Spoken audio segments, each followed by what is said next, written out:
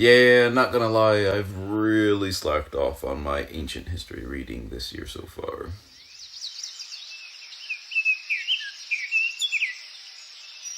Hey, what's going on, everybody? Justin here, and in this video, I just want to share some books that I've discovered that were published sometime in 2022 on the topic of ancient history. And when I'm talking about ancient history, I'm talking about like pre-Greek or pre-classical civilizations and stuff. So the ancient Near East, Persia, Assyria, Babylonia, all that kind of good stuff.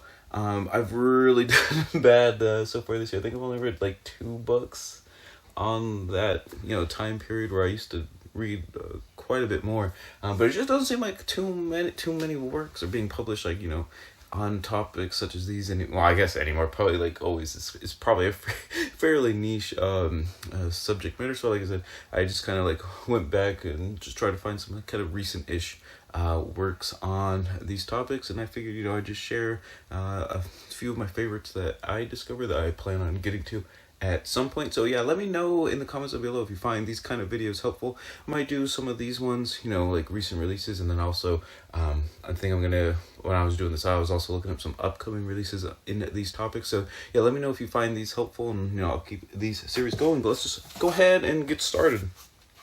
The first one is a book that literally came out a couple of days ago on October 18th, and it's Papyrus, The Invention of Books in the Ancient World by Irene Vallejo. And this one looks really cool. Yeah, obviously, before the printing press with Gutenberg and stuff, everything, even like, medieval manuscripts and stuff too. But papyrus rolls were, handmade, essentially, just like lengths of papyrus. And obviously I think this book is going to deal with that a lot more, like kind of the actual construction process, because I'm not even 100% sure how you make like these giant long scrolls of papyrus, considering it's just basically like a reed, like it's a grass that grows. So I'm not 100% sure how you made go like I said, the actual process of making the scrolls that people, very few people were like literate in the ancient world. Although it's depending on like the civilization, it might not be as bad as like some people say, like sub like 2 or 3%. But still, it was not like the most common thing. Let alone actually having collections of manuscripts or books in your dwelling was pretty much not a thing, except for the upper crust, just total elites and stuff. So I think it's just gonna be interesting learning about like the whole process, how it goes about, how people actually like went out and like bought them, because that's one thing I guess I've never like really read about, is like how if you're, even if you're like in ancient Greece or Rome or something, when there theoretically there's just more of it around, or whatever. How do you like go about, if you're like, oh, I want to read some Thucydides or something, to study, like do you like, yeah, they're really like stores that just have just like just mountains of like different papyrus scrolls and stuff. But yeah, I'm thinking like other things too, like the Library of Alexandria. A lot of the Assyrian kings had like giant libraries as well. I assume stuff like that's going to be dealt with as well, and I think that's just going to be really cool to read about, because like we kind of take for granted having like personal libraries and stuff, having libraries we can go to and everything. So it's just going to be cool seeing kind of the origins of the just the OG like kind of like books and stuff. So definitely interested in getting to that one. Next up is a book that was published at the beginning of October, I think October 1st, and it is, Where War Began, A Military History of the Middle East by Arthur Cotterell. And military histories really aren't like my super favorite kinds of histories, just because the military political narrative sometimes just like overshadows everything in just like regular history work. So if you have like a military focused one, it's kind of just like that, but over the top. Granted, with the Near East, it is hard to do a lot of like the social history, things like that, just because we don't have as much like source material for different things, or it's a lot of sort of I guess like subjective kind of conjectures and stuff based on like kind of much more limited modes of evidence, with like the archaeology and stuff, if we haven't like uncovered like a whole lot, and also the textual sources, when we're talking about like Babylon, like the ancient Babylonians, Sumer, stuff like that. There's just a lot of the records and stuff are just kind of like trading, accounting type stuff. So you gotta almost take what you can get, like when we're dealing with the ancient Near East. Though one of my favorite civilizations, I guess, in history are the Hittites, and they have, I think, a section of I mean, there's a chapter from what I was looking at from the contents, almost on the Club of the Great Powers, which is during kind of the late Bronze Age, before the Bronze Age collapsed. Hittites, the ancient Syrians, ancient Egypt, Mitanni, Babylon stuff. They were all kind of, they were like the, polities in, that part of the world for, well, I guess for a couple hundred years.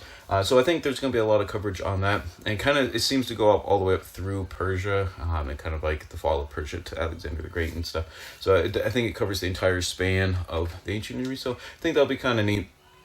Plus, I don't know too much about like kind of like dealing with like the military history side of it. When we're talking about like ancient Sumer, and like Third Dynasty Ur stuff. I'm not really sure how like the militaries are like really organized. Like I've like read a couple things, but that wasn't like really the focus. But it just seems hard like mustering like armies and stuff when we're talking like 3000 BCE and stuff. So hopefully I'll learn quite a bit if I ever get to this book, which I'm gonna try. I'm gonna try to. All right, and lastly is a book I think I actually saw when it came out in April 12th. It's Lloyd Llewellyn Jones wrote Persians: The Age of the Great Kings. And this looks like just like a big mammoth monumental work on the entire history of the Persian Empire, of the Achaemenid Persians, which will be really cool. I read a biography of Cyrus the Great, I want to say in the summertime. I think the summertime of this year.